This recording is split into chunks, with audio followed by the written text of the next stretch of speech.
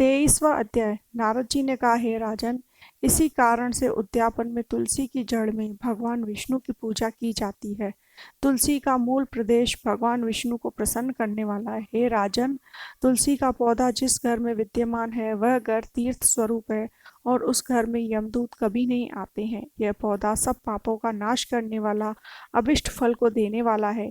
जो मनुष्य तुलसी का पौधा लगाता है वह यमराज को नहीं देखता। भगवान नंदी का दर्शन, गंगा स्नान व तुलसी के पौधे का संसर्ग, ये तीनों एक पुण्यप्रद हैं। तुलसी को छूने से कामिक, वाचिक, मानसिक आदि संपूर्ण पाप नष्ट हो जाते हैं। जो प्राणी तुलसी के दल से भगवान का पूजन करते हैं वह पुनः गर्भ में नहीं जाते और निस्संदेह जीवन मुक्त हो जाते हैं।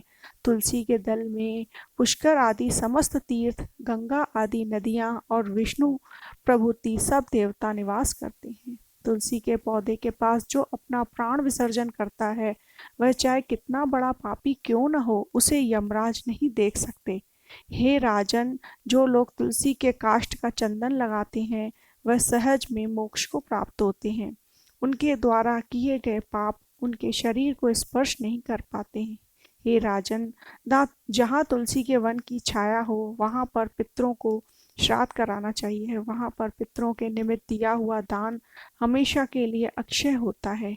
आंवले के वृक्ष की छाया में जो प्राणी पिंड दान करते हैं उनके पितृ यदि नरक की यातना भी भोग रहे हो तो भी मुक्त हो जाते हैं।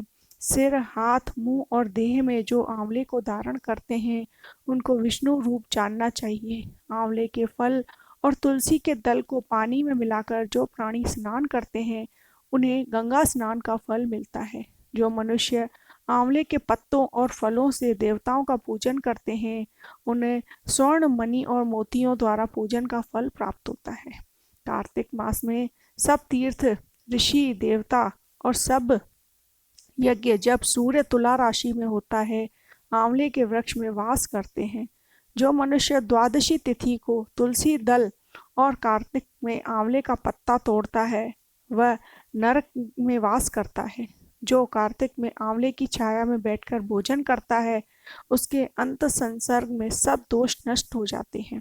कार्तिक में जो आंवले की जड़ में विष्णु जी का पूजन करता है उसे श्री विष्णु क्षेत्र व पूजन का फल प्राप्त होता है। आंवले तथा तुलसी की महत्ता का वर्णन करने में श्री ब्रह्मा जी भी असमर्थ हैं।